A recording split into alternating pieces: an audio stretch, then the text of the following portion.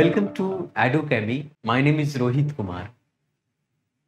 मेरा नाम रोहित कुमार है, आपने सुना होगा और नहीं भी सुना है तो कोई महत्व नहीं रखता है ये नाम। पर आज का क्लास बहुत ही महत्वपूर्ण है। आज की क्लास में हम जैन धर्म के इतिहास के बारे में हम पढ़ने वाले हैं। हम ये जानेंगे महावीर की जीवन की कहानी को चरणों में हमने विभक्त किया है और एक एक चरण के आधार पर आज जैन की कहानी को हम समझेंगे कि आखिर जैन धर्म का इतिहास हमारे एग्जाम के लिए कितना महत्वपूर्ण है। इसकी चर्चा आज हम इस क्लास में करेंगे। हम सभी को पता है कि महावीर अर्थात जैनिज्म की बात करें या बुद्धिज्म की बात करें या मौर्य डायनेस्टी हो या सिंधु घाटी की सभ्यता हो या फिर ऋग वैदिक काल हो, मतलब कह सकते हैं कि प्राचीन भारत या इतिहास से बहुत सारे सवाल पूछे जाते हैं।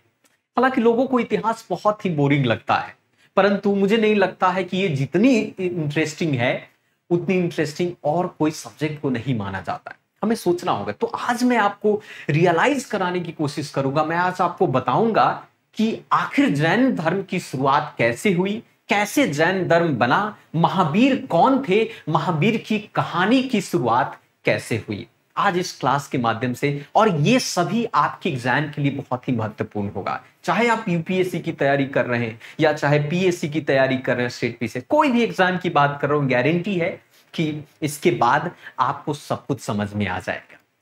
जैन धर्म के इतिहास की शुरुआत से अगर हम बात करें, सबसे पहला अगर हम भारत की बात करें तो भारत में वैदिक काल हम लोगों ने पढ़ा था। वैदिक काल 1500 बीसी से लेकर 600 बीसी तक के काल को हमने वैदिक काल पढ़ा था और उस वैदिक काल को हमने दो भागों में विभक्त किया था। एक हमने पढ़ा था ऋग वैदिक काल और दूसरी तरफ हमने पढ़ा था उत्तर वैदिक काल। तो अब कहेंगे कि वैदिक काल तो हमने अध्ययन किया, पर भारत में वैदिक काल के बाद नए नए धर्मों की शुरुआत हुई। हमने बुद्ध धर्म की भी शुरुआत वेदों के बाद हुआ, क्योंकि हमने आपको बताया था वैदिक काल के दौरान में कि किस प्रकार से समाज के अंदर में विकृति पैदा हुआ। समाज, सोसाइटी जो है डिफॉर्म होने लगता है। सोसाइटी शुरुआती दौर में आपने पढ़ा था ऋग्वेद के 10वें मंडल में वर्ण की बात की गई थी और वो वर्ण जो था वो वर्ण किस बेस के आधार पर, वो वर्ण जो है व्यवसाय के बेस के आधार पर समाज को 4 भागों में विभक्त किया गया। लेकिन यही वर्ण सिस्टम उत्तर वैदिक काल में जन्म के आधार पर वो शिफ्ट हो जाता है और जन्म के आधार पर जब वर्ण शिफ्ट होता है तो वहां से नए नए धर्म की शुरुआत होती है। क्योंकि या ब्राह्मण और क्षत्रिय जैसे वर्ण जो है बाकी के 2 वर्णों और अन्य वर्णों पर एक शासन प्रणाली शुरुआत कर चुके थे।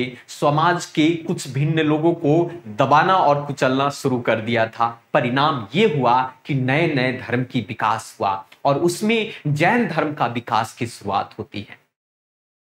तो जैन धर्म में जैन की परंपरा के अनुसार 24 तीर्थंकर हुआ करते थे। हालांकि जैन ये धर्म नया नहीं था, यह तीर्थंकरों में बटा हुआ था और 24 तीर्थंकर उसमें हुआ करते थे, जिसके सबसे पहले तीर्थंकर के तौर पर ऋषभ को माना जाता है।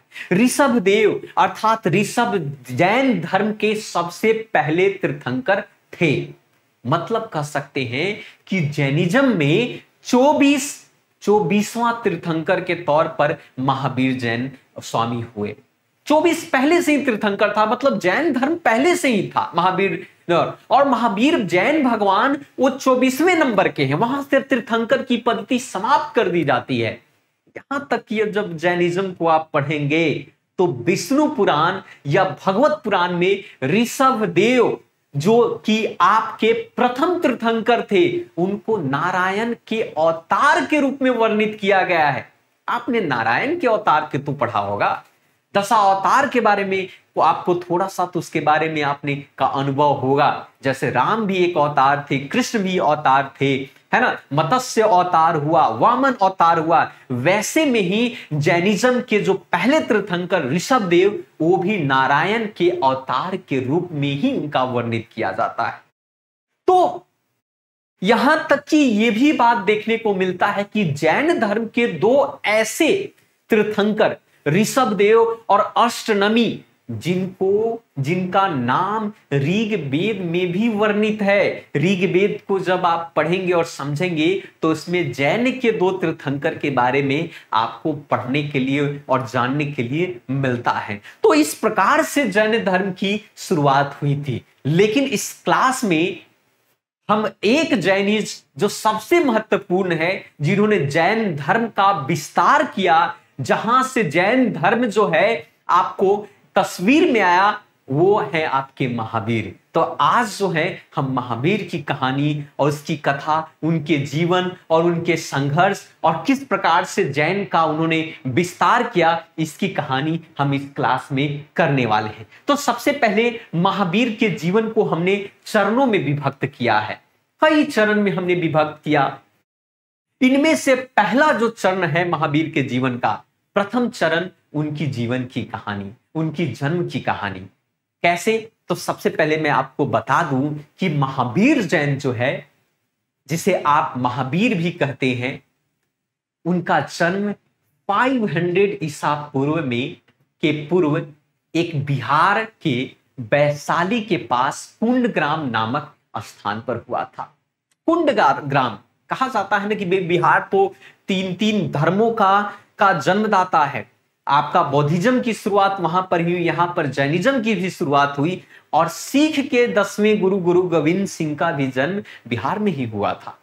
तो जैनिज्म महावीर का जन्म 540 ईसा पूर्व में हुआ, वो भी बिहार के वैशाली के कुंडग्राम नामक स्थान पर।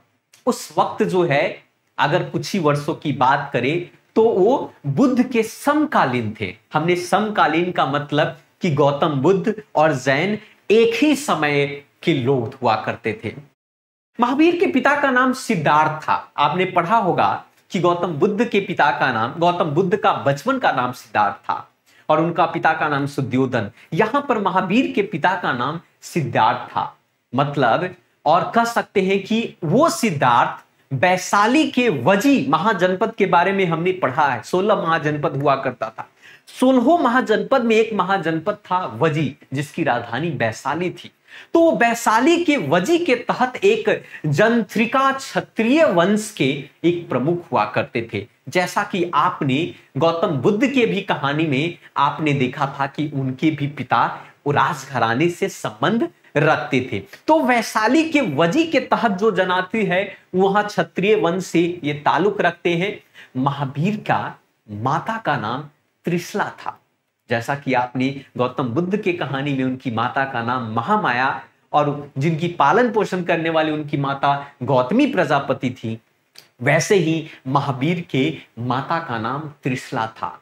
और वो त्रिशला वो वैशाली के राजा चेतक की बहन थी।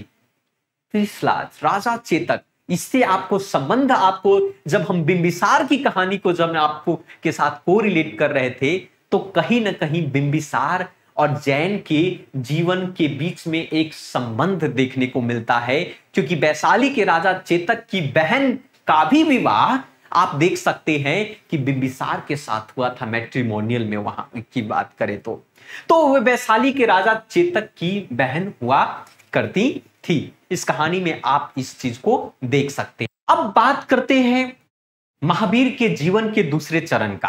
पहले चरण में उनके माता पिता और उन सभी चीजों के बारे में हमने जाना। महावीर के जीवन का दूसरा चरण यहां इस प्रकार से है कि महावीर जब एक उम्र का जब हुए, जब वो जवान हुए, आप कह सकते हैं कि जैसे ही उनका उम्र हुआ तो उनका विवाह यशोदा नामक कन्या से कर दी गई। आपने देखा था गौतम बुद्ध का विवाह यशोधरा से हुआ था, लेकिन यहां पर उनका विवाह जो है महावीर के जीवन का दूसरे चरण में आप ये देख सकते हैं कि महावीर का विवाह यशोदा नामक कन्या से हुआ। यशोदा वो समरवीरा राजा की पुत्री हुआ करती थी। समरवीरा राजा की पुत्री हुआ करती थी वो। बाद में महावीर को एक पुत्री का जन्म होता है, वहां पर गौतम बुद्ध के एक पुत्र का जन्म होता है जिसका नाम राहुल था। यहां पर महावीर की एक पुत्री का जन्म होता है जिसका नाम अनोजा प्रियदर्शनी हुआ करता है।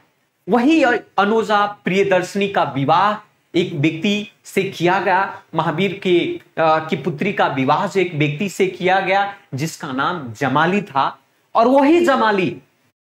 वही जमाली बाद में महावीर के एक सबसे परम शिष्य के रूप में आपको देखने को मिलता है। अर्थात महावीर के परम शिष्य हुआ करते थे जमाली, और उन्हीं परम शिष्य के साथ उनकी बेटी अनोजा प्रियदर्शनी का विवाह होता है। तो ये कहानी इसके फॉर्म में आप देख सकते हैं, आपके एग्जाम में आपको पूछ सकता है कि महावीर के पुत्री का नाम क्या था। महावीर का पुत्री का नाम अनोजा प्रियदर्शनी आपको देखने को आपको यहां पर मिलता है। अब बात करते हैं कि इसके दूसरे चरण में आपने देखा कि समरवीरा राजा की पुत्री के साथ, यशोदा के साथ महावीर का विवाह हुआ, एक पुत्री का जन्म हुआ जिसका नाम अनोजा प्रियदर्शनी है ना। वहीं पर अगर हम बात करें महावीर के जीवन के तीसरे चरण की बात किया जाए, तो तीसरे चरण में महावीर के आयु जब 30 साल का हुआ, जब वो 30 साल के हुए तब उनके माता पिता का देहांत हो जाता है। 29 वर्ष में गौतम बुद्ध ने अपने गृह को त्याग किया।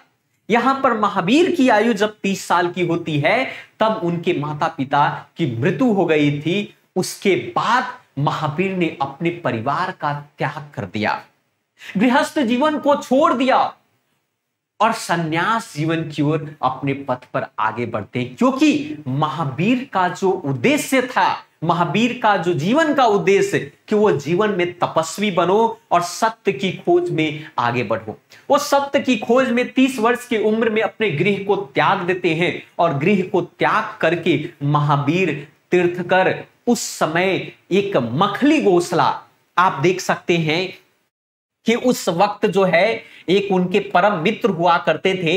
वही परम मित्र की कहानी आप सबको नहीं पता होगा कि उस समय मखली गौशाला के ये उसके परम मित्र हुआ करते थे, उनके साथ जो है वो आपको सन्यास के तौर पर चले गए। वही मखली गौशाला आजीविका संप्रदाय के संस्थापक थे। हालांकि महावीर और ये मखली गौशाला ये दोनों परम मित्र थे, लेकिन बाद में कुछ अंतर के कारण महावीर ने गौशाला का साथ छोड़ दिया। तो ऐसा माना जाता है कि मखली गौशाला और महावीर ने आजीविका संप्रदाय की शुरुआत की। आजीविका संप्रदाय, वो कहानी आपने पढ़ा होगा कि आपने गौतम बुद्ध की, आप इसमें आपने मौर्य डायनेस्टी में चंद्रगुप्त का पुत्र बिंदुसार ने आजीविका संप्रदाय को अपनाया था। हालांकि मौर्य डायनेस्टी के बाद होते होते आजीविका संप्रदाय का पतन हो जाता है ना। वही अमर आजीविका संप्रदाय के लिए अशोक का पौत्र ने नागार्जुनी पर्वत को आजीविका के नाम पर दे दिया था। तो यहां पर आजीविका संप्रदाय की शुरुआत इन लोगों ने की थी, लेकिन मतभेद के कारण ये आपस में अलग हो जाते हैं। तो याद रखिएगा कि मखली गौशाला ने आजीविका संप्रदाय का संस्थापक थे, महावीर जैन के संस्थापक हुए और गौतम बुद्ध जो है बुद्धिज्म के संस्थापक हुए, है ना। इस तरीके से आप देख सकते। अब बात करते हैं कहानी का तीसरा चरण के बाद हम जैन धर्म में महावीर के जीवन के चौथा चरण की अगर हम बात करें तो आप कह सकते हैं इस चौथे चरण में 42 वर्ष की उम्र में 42 ईयर ओल्ड में 42 साल की आयु में महावीर ने रिजु पालिका नदी के तट पर आप देख सकते एक ग्राम था जिसका नाम था जंबिक ग्राम। जंबी ग्राम में ही एक साल वृक्ष के नीचे उन्होंने अपने ज्ञान को प्राप्ति किया, अर्थात 42 वर्ष की उम्र में अपना उन्होंने ज्ञान की प्राप्ति किया। गौतम बुद्ध ने भी पीपल के वृक्ष के नीचे ज्ञान प्राप्त किया, निरंजना नदी के किनारे, आज जो रिजु पालिका नदी है ना वर्तमान में। सो एक साल के वृक्ष के नीचे उन्होंने ज्ञान को प्राप्त किया। जिस ज्ञान को हम केवल्य कहते हैं, क्या उसे बोलते हैं, उसे हम कैवल्य कहते हैं। कैवल्य को प्राप्त किया उन्होंने। कैवल्य का मतलब होता है परम ज्ञान की प्राप्ति करना, परम ज्ञान, है ना। परम ज्ञान की प्राप्ति उन्होंने किया, इसलिए उन्हें कैवलिन भी कहा जाता है, उन्हें जीना या जितेंद्रिया भी कहा जाता है। जितेंद्रिया का तात्पर्य क्या हुआ, जिसने इंद्रियां पर विजय प्राप्त कर लो। उसी को तो हम जितेंद्रिय कहते हैं, इसलिए उन्हें जितेंद्रिय भी कहा जाता है, नृगहरंथा भी कहा जाता है, अरिहंत भी कहा जाता है और महावीर भी कहा जाता है। तो केवलिन का अर्थ क्या होता है? केवलिन का अर्थ होता है सही सीखना, परफेक्ट लर्न, है ना, सही सीखा, है ना। और जीना अर्थात जितेंद्र का अर्थ होता है कि जिसने अपने होश को जीत लिया हो, अपने आप को जीत लिया हो, उसी के जितेंद्र कहते। इंद्रियां होती है ना, हमारा इंद्रियां, हमारा चक्षु इंद्रियां है, हमारा मुख इंद्रियां है, हमारा कान इंद्रियां है। अक्सर इंद्रियां आपको मतलब ये मेटेरियलिस्टिक लाइफ में जीने पर मजबूर करता है, मोह माया के बंधनों में बांधता है। तो जो व्यक्ति मोह माया के बंधनों से मुक्त हो गया, संन्यास जीवन, परम भक्ति आप कह सकते उसमें चला गया, उसी व्यक्ति को तो जितेंद्रिय कहा जाता है। तो महावीर ने जितेंद्रियों को प्राप्त किया, इंद्रियों पर विजय प्राप्त किया, इसीलिए उन्हें जितेंद्रिय भी कहा गया। और साथ में उनको नृगहरंथा भी कहा जाता था, क्योंकि उन्होंने सभी बंधनों से मुक्ति प्राप्त कर ली, वो बंधन मुक्त हो चुके थे, है ना, उन्होंने परम आनंद की प्राप्ति कर ली थी। और अरहंत का अर्थ होता है धन्य हो जाना, अरहंत का अर्थ होता है धन्य हो जाना। तो इस प्रकार से जैन धर्म का चौथा चरण में महावीर की शुरुआत हुई। इसके अलावा भी उन्हें महावीर को कहा गया क्योंकि वो बहादुर है। महावीर के अनुयायी के नाम से महावीर के अनुयायियों को जैन कहा गया। अब ये इस तरीके से आप देख सकते हैं, जैसा गौतम बुद्ध ने अपना पहला प्रवचन, पहला उपदेश सारनाथ में दिया था, वैसे ही महावीर ने अपना पहला उपदेश पावा नामक स्थान में दिया था। महावीर ने पावा में अपना पहला उपदेश दिया था, जिससे उन्हें अपने 11 शिष्यों को शामिल किया। ये 11 शिष्य आपकी इस प्रकार से अग्निभूति, वायुभूति, अकिंपता, आर्य व्यक्ति, सुधर्मन, मंडित पुत्र, मौर्य पुत्र, अकाल भक्त्रा, उल्का और प्रभासा ये थे। और इन सभी शिष्यों को 11 गंधर्स कहा जाता था। तो 11 गंधर्स के नाम से ये 11 शिष्य उनके थे, जिन्होंने उनके साथ उन्होंने जैन के रूप में अपने आप को साबित किया। तो ये जैन धर्म के चौथे चरण की बात हम बात करें। अब बात करते हैं महावीर के अंतिम जीवन की बात करते हैं।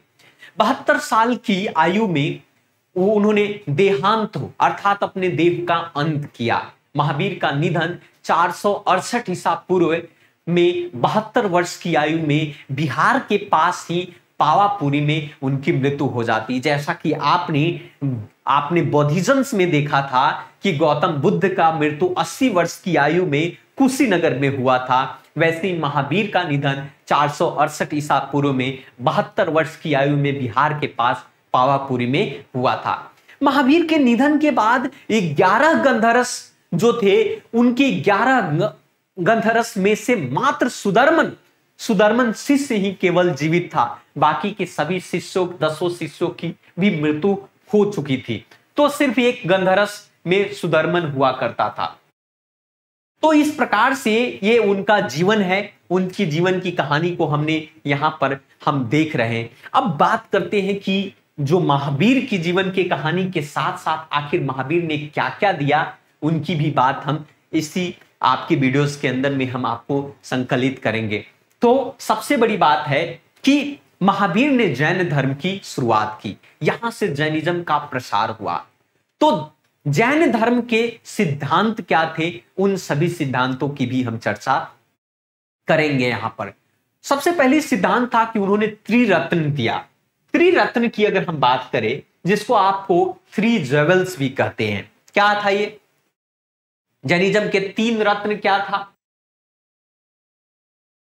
सो जैनिज्म के 3 रत्न थे, सम्यक श्रद्धा, सम्यक जनन और सम्यक कर्मा। सम्यक श्रद्धा का तात्पर्य क्या होता है? सम्यक श्रद्धा का मतलब होता है कि तीर्थंकरों की आस्था। जब तक आस्था नहीं होगा, आप ज्ञान की प्राप्ति नहीं कर सकते हैं। सम्यक जनन का अर्थ होता है आपका ज्ञान पथ, अर्थात ज्ञान कहा जाता है कि आपने ज्ञान के मार्ग में, ज्ञान के रास्ते पर अपने आप को समर्पित कर दिया। वहीं पर तीसरा जो उनका थर्ड आपका रत्न था, जिसे आप सम्यक कर्मा कहते हैं, जैन धर्म में 5 व्रतों के अभ्यास की बात कही गई है। तो ये 5 व्रत जो है एक कर्म का हिस्सा है। कर्म तो आपने पढ़ा होगा, भगवत गीता में भी कर्म की चर्चा की गई है ना। आप रामायण में भी कर्म की चर्चा की गई है कि कर्म प्रधान भी सुरुचि राखा, जो जस करहि तो तस फल चाखा, या कर्म ने वादिका रस्ते मां फलेषु कदाचन, कर्म हेतु भूर्मा ते शुरू अस्त्वकर्मी। तो ये भगवत गीता के श्लोक हैं। तो उसमें आपके जो कर्म है, सम्यक कर्मा जैन धर्म के 5 व्रतों के अभ्यास की बात करता है यहां पर, है ना। तो ये चीज देख सकते हैं। तो ये क्या था, ये 5 महाव्रत क्या था, उस 5 महाव्रत को इस शिलालेख पर भी संकलित किया गया है, जो सत्य, अहिंसा, आचार्य, अपरिग्रह और ब्रह्मचर्य, ये 5 व्रत की बात की जाती है। तो ये 5 महाव्रत जो है जैन धर्म के महाव्रत के तौर पर कहा जाता है। मतलब इस 5 व्रत के बारे में इस प्रकार से, अहिंसा, सत्य, असत्य, अपरिग्रह और ब्रह्मचर्य, जिसे आप सेलिबेसी कहते हैं। अब एक एक करके इन चीजों को हम समझेंगे कि अहिंसा का मतलब क्या होता है। गांधी जी ने कहा, बाकी सब अहिंसा परमो धर्मम, अहिंसा से बड़ा धर्म कुछ नहीं है। तो उन्होंने कहा अहिंसा व्रत का मतलब नॉन इंजरी की बात है, गैर को चोट ना पहुंचाना। अहिंसा क्या है? अहिंसा का मतलब हिंसक बनना ही नहीं होता है, किसी को अपशब्द का प्रयोग करना भी अहिंसा के दायरे में आता है। अहिंसा का मतलब नॉन इंजरी होता है, चोट ना पहुंचाना होता है। तो उन्होंने अहिंसा की बात की, चाहे वो अहिंसा सामाजिक रूप से हो, चाहे वो अहिंसा मानसिक रूप से हो, चाहे अहिंसा शारीरिक रूप से हो, चाहे वो अहिंसा धार्मिक रूप से हो, चाहे वो अहिंसा किसी भी प्रकार का हो। अहिंसा का मतलब नॉन इंजरी होता है। तो उन्हें अहिंसा का की बात उन्होंने कही। वहीं पर सत्य व्रत में झूठ ना बोलने की बात कही। सत्य व्रत का मतलब हमेशा सदा सत्य बोलना, सत्य वदती, है ना, सत्य बोलने की बात कही। सत्य से बड़ा कुछ भी नहीं है। एक सत्य को छुपाने के लिए कई झूठ का प्रयोग करना होता है, इससे बेहतर है कि सत्य का प्रयोग करें। तो उन्होंने सत्य व्रत में झूठ ना बोलने की बात कही। वहीं पर असत्य व्रत, असत्य व्रत का अर्थ क्या होता है? गैर चोरी, मतलब नॉन स्टीलिंग, है ना, ना करना। उन्होंने कहा था कि सबसे बड़ा पाप चोरी करना पाप है। आप बोलेंगे कि क्या मर्डर करना पाप नहीं है? क्या है? वहां पर भी जीवन को चोरी की जा रही है। झूठ बोलना में आपने सत्य को चुराया, ये भी आपका चोरी ही है, आपका नॉन स्टीलिंग ही आपका, है ना। चोरी करना पाप है, मतलब आपने किसी की हत्या की तो उसने भी आपके जीवन को चुरा लिया। आप किसी से झूठ बोल रहे हैं तो आपने सत्य को चुरा लिया, है ना। तो ये चोरी करने की बात उन्होंने कहा कि असत्य व्रत मतलब चोरी, नॉन स्टीलिंग न करने की बात कही। वहीं पर अपरिग्रह मतलब व्रत की बात, गैर कब्जे की बात, नॉन पोसेशंस की बात उन्होंने कहा कि दूसरे की संपत्ति मिट्टी के समान होता है, अर्थात वो अगर आपकी संपत्ति नहीं है तो आपके उस पर अधिकार नहीं होना चाहिए। और उन्होंने अधिकार की बात ही, उन्होंने कहा कि ये सब तो प्रकृति का है ना, तो हम इस पर किस प्रकार की अधिकार की बात कर रहे हैं। तो उन्होंने कहा गैर कब्जे, ये हमारा तो है ही नहीं, हम सारा संसाधन प्रकृति का है। तो जब प्रकृति की संसाधन है तो हम उसके अधिकारी कैसे हो सकते हैं। तो उन्होंने अपरिग्रह की भी बात की। और एक लास्ट जो था 5वां, जिसको आप ब्रह्मचर्य कहते हैं, इस ब्रह्मचर्य को गौतम महावीर ने उसे ऐड किया था।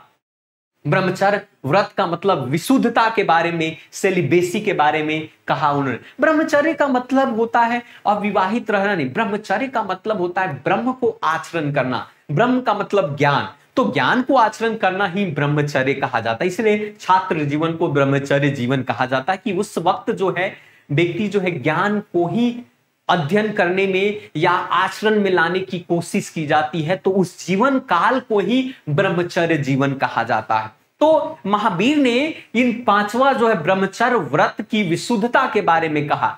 4 जो महाव्रत था, ये जैन धर्म के अंदर में 5 महाव्रत में से जो 4 महाव्रत हैं, वो 4 महाव्रत पार्श्वनाथ के तीर्थंकर जो हुआ करते थे उनके द्वारा दिया गया था। लेकिन ये जो 5वां महाव्रत जिसको आपने कहा ब्रह्मचर्य का, तो ये ब्रह्मचर्य महाव्रत को महावीर तीर्थंकर ने इसे जैन के अंदर में इसे ऐड किया। तो ये 5 महाव्रत की बात की गई।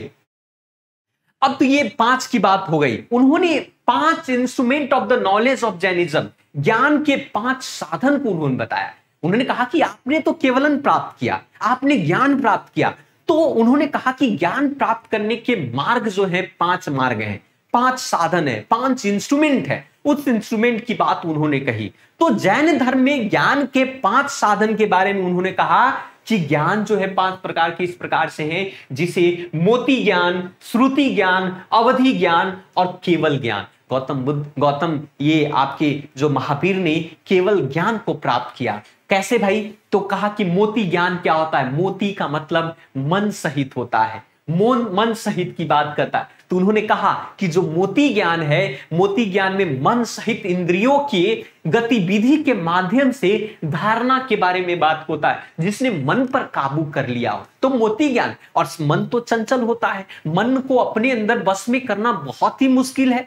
तो उन्होंने कहा कि एक तो ज्ञान है कि मोती ज्ञान, अर्थात मन को अपने बस में करना, अर्थात मन की गति को रोकना। मन जिस प्रकार से रथ के घोड़े की तरह विचरण करता है, भागता है, जिस पर लगाम नहीं है, उस मन को अपने अंदर कन्वर्ट करने की बात कही, ये मोती ज्ञान। दूसरी बात श्रुति ज्ञान की बात है। श्रुति ज्ञान का मतलब, श्रुति मतलब सुनना होता है, ज्ञान शास्त्रों के माध्यम से या सुनकर प्राप्त करने की बात उन्होंने कहा, जिसे आप श्रुति ज्ञान कहते हैं। वहीं पर एक अवधि ज्ञान की बात की है, जिसमें भेदक धारणा के बारे में, जिस प्रकार से धारणा होता है, जिस प्रकार से प्रचलन होता है, उस प्रचलन के माध्यम से भी ज्ञान की प्राप्त की जा सकती है। और लास्ट जो ज्ञान था, जिसको लौकिक ज्ञान के बारे में कहा, जिसे केवल ज्ञान का मतलब लौकिक ज्ञान है, जो आप मेडिटेशन, जो आप अपने आप को खुद में झांक कर जीवन के अनुभव के माध्यम से, आप अपने एक्सपीरियंस के माध्यम से जिसको को प्राप्त करते हैं, उसे केवल ज्ञान या लौकिक ज्ञान। तो ये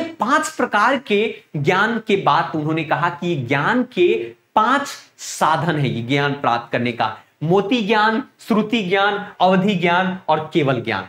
वहीं पर आप बात कीजिए कि जैन धर्म के सिद्धांत की बात किया जाए, प्रिंसिपल ऑफ द जैनिज्म्स की बात किया जाए, तो जैन धर्म की ये सिद्धांत इस प्रकार से आप देख सकते हैं कि उन्होंने महावीर के द्वारा इस धर्म के सिद्धांत को प्रचार के रूप में किया गया। अब बताया, आपने पढ़ा होगा, उन्होंने वेद और वैदिक अनुसंधानों को, उसके जो एक्ट को, अधिकारों को अस्वीकार उन्होंने किया कि बोले भी ये सब वेद जो है, और जिस प्रकार से वैदिक अनुसंधान होते हैं, वैदिक जो आप एक्टिविटी होती है, रिचुअलिज्म्स होता है, उसको उन्होंने साथ साथ अस्वीकार किया, रिजेक्ट किया कि ये सब ढकोसला है। उन्होंने कहा कि ईश्वर के अस्तित्व पर विश्वास नहीं किया, मतलब ईश्वर के एग्जिस्टेंस पर उन्होंने साफ साफ उससे मना कर दिया। तो principal of the Jainisms always asked in civil services के एग्जाम में पूछे जाता है। तथा उन्होंने कर्म में विश्वास रखना और आत्मा के संचार की बात उन्होंने कही। तो जैन धर्म के सिद्धांत में एक सबसे बड़ी सिद्धांत है कि उन्होंने कर्म में विश्वास रखना और आत्मा के संचार में विश्वास रखने, लेकिन ईश्वर के अस्तित्व पर उन्होंने विश्वास नहीं किया। वेदों और वैदिक रिचुअलिज्म के अधिकारों को उन्होंने अस्वीकार कर दिया, और साथ में उन्होंने समानता पर बहुत ही जोर दिया। महावीर ने कहा कि हम सब एक हैं, पूरी प्रकृति के हर मनुष्य एक है, अगर जन्म का माध्यम एक है, हम सबकी विचारधारा अलग अलग हो सकती है, लेकिन मनुष्य का जीवन जो है वो एक हो सकता है। तो समानता में उन्होंने विश्वास किया। जब जैनिज्म्स बन गए, प्रसार हो गया, अच्छी तरीके से फैलाव होने लगा, तो महत्वपूर्ण लोगों ने जैन धर्म को अपनाया। तो जैन धर्म के प्रचार प्रसार को और आगे बढ़ाने के लिए, जिस प्रकार से आपने बुद्धिज्म के कुछ महत्वपूर्ण काउंसिल्स के बारे में आपने पढ़ा था, परिषद के बारे में पढ़ा था, वैसे 4 परिषद आपने बुद्धिज्म के अंदर में पढ़ा था, जो कि एक राजगृह में, और उसके बाद वैशाली में, पाटलिपुत्रा में और कश्मीर में आपने देखा था। उसी प्रकार से आपके जैन परिषद भी 2 हुए। एक आपका हुआ जैन काउंसिल 300 बीसी में, जो कि पाटलिपुत्र में हुआ था। उस वक्त के चेयरमैन आपका शतुलभद्रा हुआ करते थे, और उस वक्त चंद्रगुप्त के दौरान में ये किया गया था। वहीं पर दूसरी तरफ सेकेंड काउंसिल 512 एडी में हुआ, वल्लभी नामक स्थान पर, जो कि गुजरात में है, और देववर्धिगानी और आपका कस्मासर रमना जो है उस वक्त के चेयरमैन थे। आप इसको पढ़िएगा इस चीजों को। तो उस वक्त जो है दो प्रकार के काउंसिल्स हुए आपका, एक पाटलिपुत्र में, दूसरा आपके वल्लभी में। पाटलिपुत्र में उस वक्त सुतुल भद्रा हुआ करते थे जो चंद्रगुप्त के समय में, और दूसरे तरफ आपका देवरधिघानी, आपका कस्मा सरमना हुआ करते थे। तो ये आपके दो इसके प्रमुख और जैन के परिषद हुए। अब बात करते हैं थोड़ा सा जैन के लिटरेचर की बात करते हैं, जैन साहित्य की बात करते हैं। जैसा कि हमने बुद्ध साहित्य को पढ़ा था, तो जैन साहित्य में आपने देखा कि श्वेतांबर दो आगे चलकर दो सेक्ट में आपका विभाजित हो जाता है, एक श्वेतांबर और दूसरे तरफ दिगंबर।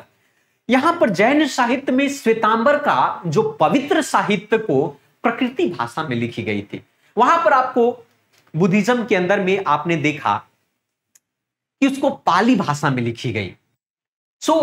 जैन के साहित्य को प्रकृति भाषा में लिखी गई, क्योंकि महावीर आपके बुद्ध के साहित्य को पाली भाषा तथा संस्कृत भाषा में लिखा गया था।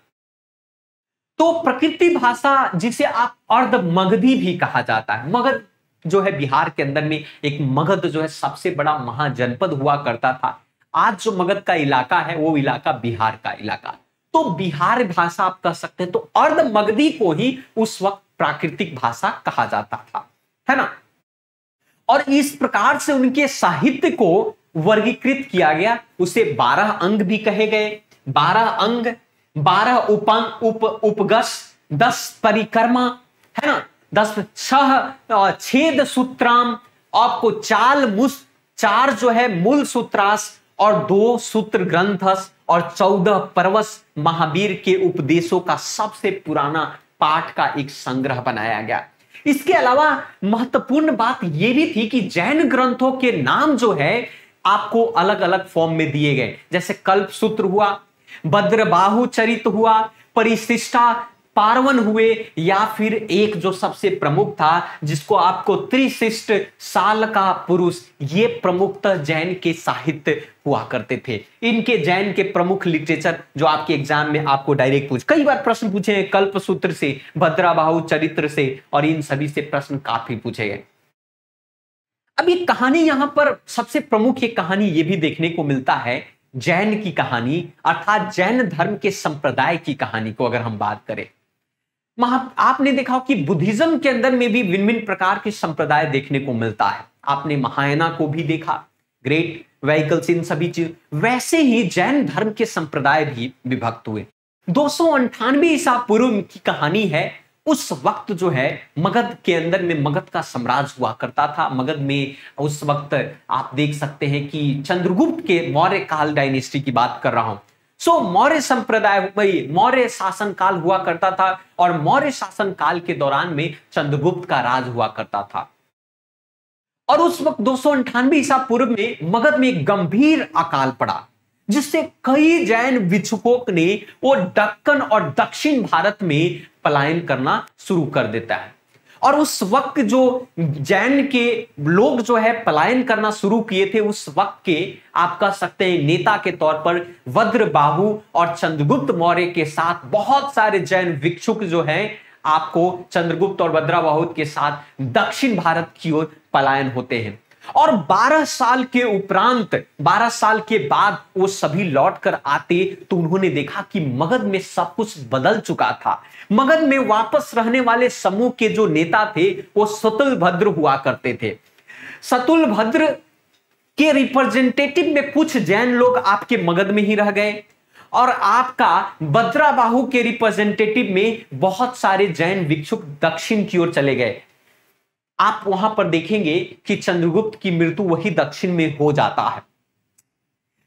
तो एक चीज सबसे बड़ी बात यह देखी गई कि जब दक्षिण भारत से जैन भद्रबाहु और अन्य लोग लौटे तो उन्होंने कहा कि वो पूर्ण नग्नता महावीर के शिक्षण का एक अनिवार्य हिस्सा है। अर्थात उन्होंने नग्नता को अपनाया। उन्होंने कहा कि आकाश की तरह उन्होंने शरीर को नग्न किया, जबकि जो मगध में जो भिक्षुक ने सफेद कपड़े में, उन्होंने सफेद कपड़े धारण करके वो अपने आप को, शरीर को ढका, वो लोग हुआ करते थे आप जो कि सुतुलभद्र के रिप्रेजेंटेटिव है। और इस प्रकार से जैन के अंदर में दो संप्रदाय में लोग विभक्त हो गए। एक संप्रदाय जो श्वेत वर्ण अर्थात श्वेत वस्त्र का धारण किया, उसे श्वेतांबर कहा गया। वहीं पर दूसरी तरफ जिसने आकाश वर्ण के आकाश की तरह उन्होंने अपने शरीर को नग्न किया, उसे दिगंबर कहा गया। दिगंबर अंबर मतलब आकाश होता है, तो दिगंबर आकाश वर्ण के हो गए।